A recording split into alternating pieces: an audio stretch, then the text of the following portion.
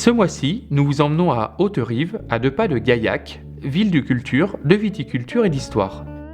Découvrez un triplex au premier étage d'un petit immeuble qui a été homestagé dès le lancement de sa commercialisation.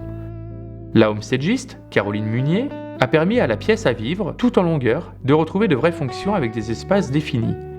Cuisine, salle à manger, séjour et même un espace bureau jusqu'alors inexistant. Et surtout, elle a travaillé sur le 3e étage qui est un véritable atout pour la vente. Il s'agit d'une suite parentale atypique et cosy, agrémentée de sa terrasse spacieuse. Ravis de cette valorisation, les propriétaires voient depuis les visites s'enchaîner, mais certainement plus pour longtemps.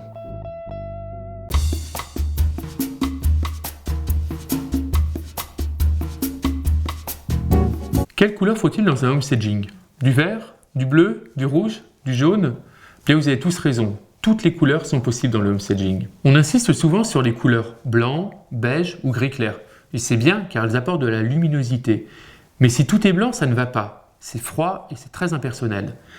Un logement standardisé n'est pas du tout ce qu'attend un acquéreur. Un propriétaire a contacté l'équipe de l'émission pour savoir s'il devait repeindre le mur violet de son salon en blanc, pour mieux vendre sa maison.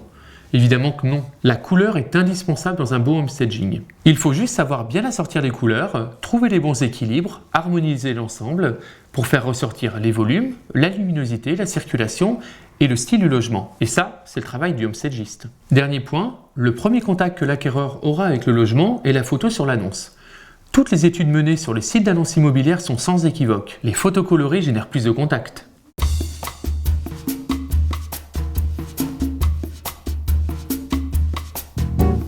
Le homestaging, Oui. à vrai dire, non. Non, du tout. Non.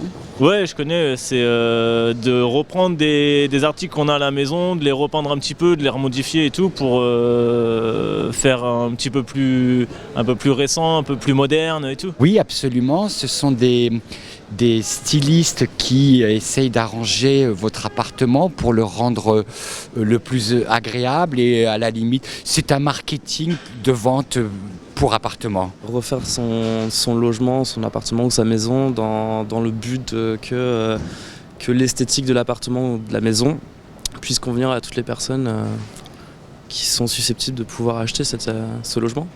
Retrouvez en continu ce que pensent les clients du homestaging sur immodvisor.fr, site d'avis clients certifié sur les professionnels de l'immobilier.